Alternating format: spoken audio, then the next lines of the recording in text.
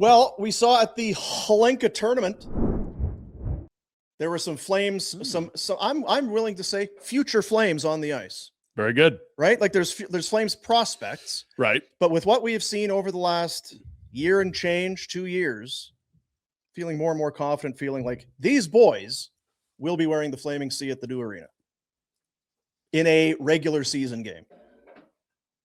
Yeah, I mean, this is arguably the top system in the NHL for prospects. It is missing a signature star, but there is great depth and a ton of very good prospects after the last 2 draft classes Connie's put together, last 3 really. Yeah. And then on top of that, they've made trades that's allowed them to acquire a lot of other prospects that maybe aren't the best in other team systems, but there's just a ton of players at Flames Nation right now. They're doing the top 20 prospects.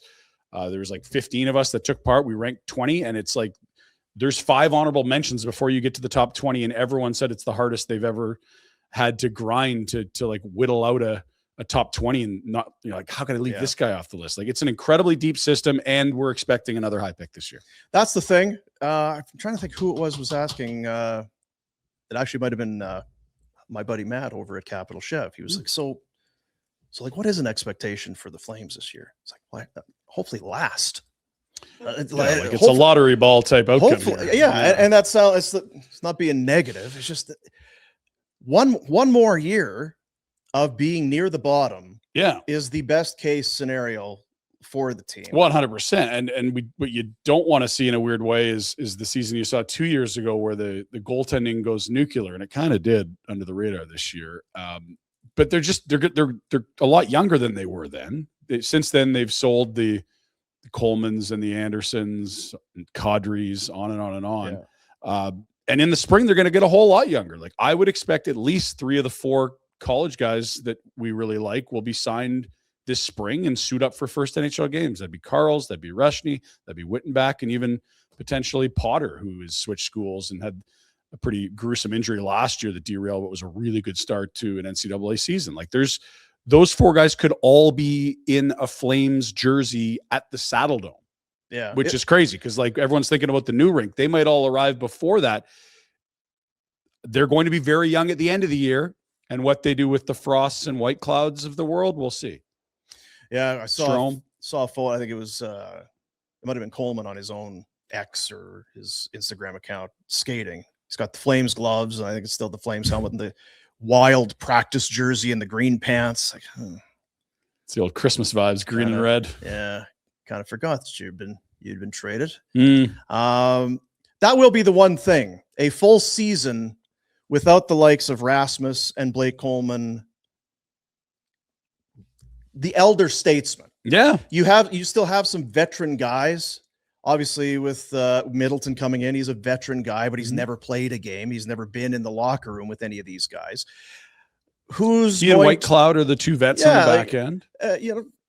There's some leadership void for sure left there, which I'm not too concerned about it. Obviously, Backlund is still there. Farabee feels like a guy that could play the Coleman role. Farabee kind of does. Yeah, he kind of does. But that will be one thing to watch if it's a tough start to the season. Who's going to be the shoulder to cry on? Who's going to be in there? And I think we could probably look at the roster right now and tell you who's going to be on it, right? I don't know how many jobs are actually up for grabs. There's so many wingers, there's so many D. There's not a whole lot of, for a team that's young or has traded off a bunch of veterans, there's still not a lot of jobs up for grabs. No, there really isn't. Like, who the 2 goalies are. That's no questions there. You know who your best 7 defensemen are. And the question will be, do you want to put Brestevich in a spot where he's in and out of the lineup or where he gets top minutes in the AHL? What do you do with Jan Kuznetsov, who looks like a really nice third pair guy? Middleton's got to play. So it's like, okay, how are you massaging your third pair is the question on the back. And I think we all expect Parek, White Cloud, and Ball and Nemec will be your top 4. And then up front, it's like, okay, you got probably 1 or 2 too many wingers still. If Jonathan Hubert is healthy.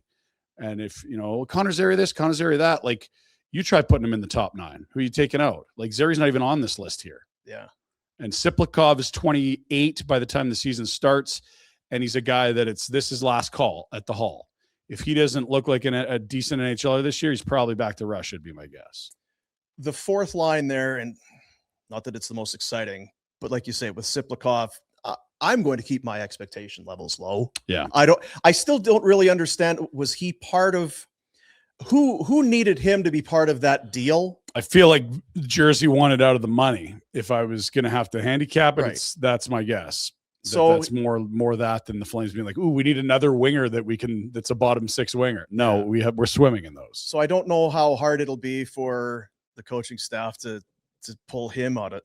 The Pospisil one is, I mean, it's potentially not great because his new raise is about to kick in. 3-year deal too. And he's been in some ways left behind a little bit. Klapka has come in and has been far more effective. He hasn't been the agitator that when you close your eyes and say Marty Pospisil, you thought of. Yeah. That guy's gone missing and there isn't any offense, which has left them as a spare part.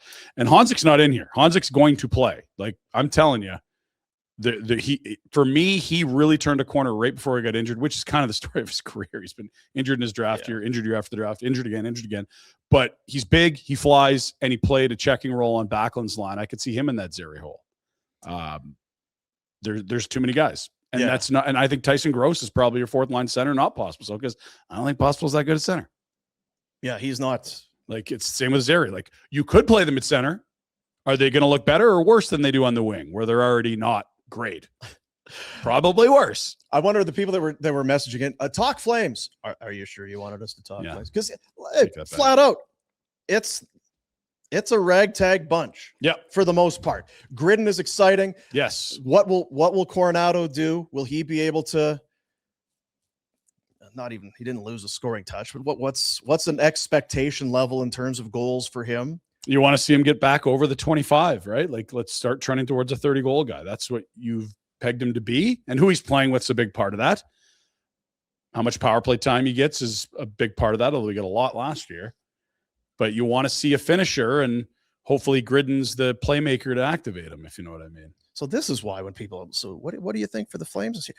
It just looks like a team that's going to lose a lot of hockey games. There's just not there's very little offense there. There was very little offense before you took Coleman away. Coleman and Kadri out. Yeah.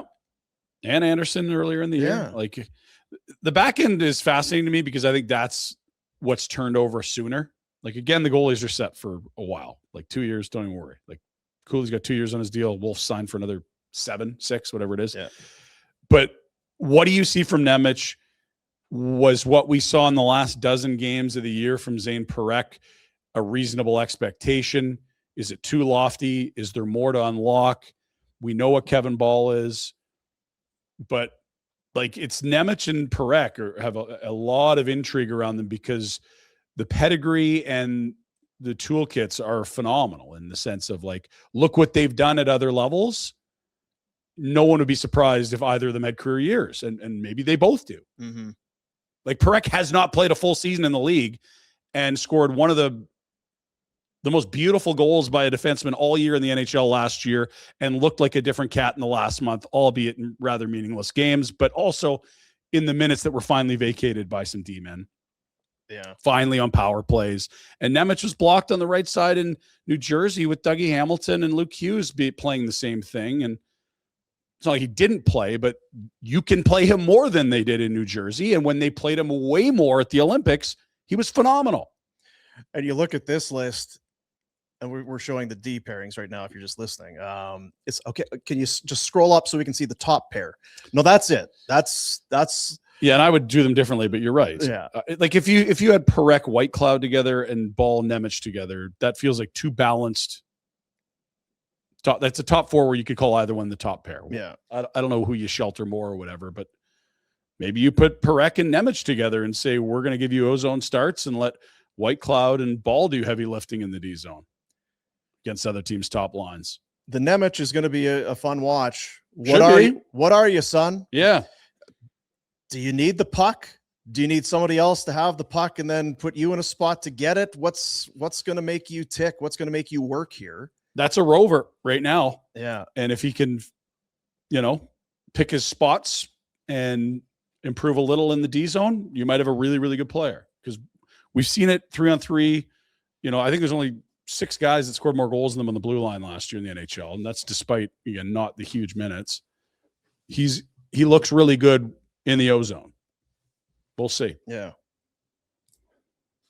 What do you think, Jack? How excited are you for Flames hockey? I'll be honest. My excitement level is probably like a 2.5 out of 10. It's muted, I'll say. Yeah. I mean, you want to see the young guys do well. Correct. Gridden. Yeah. I'd like to see Coronado score 30 this year. Hanzik, stay healthy, buddy. Stay healthy. Get in the lineup. What else is there to be excited for? Like, you want them to lose. That's the thing. Yeah, I'm going to constantly try and check on myself if I'm going to get snippy or this is what I asked for. Yes. I was in that group that said, get young, get bad, trade guys, get assets. Okay. Well, this is what you wanted. There's going to be some growing pains. So I'm preparing myself to have some growing pains along with this team. And to be fair, like, they really haven't been a plant your flag, seller, rebuild for more than a year and a half. These things don't turn in a year and a half. Yeah. If you were expecting them to be good by now, you haven't been paying attention to this league. It doesn't happen that way. Now, if a lot of things break right, could they be much more competitive a year from now? Sure. Yeah. But again, reasonable expectation on a rebuild is not that they take 3 years. Hey, all you dusters. Thanks for watching. Apparently, I'm supposed to tell you to hit like and subscribe. You sound like a real cheese ball. Cheese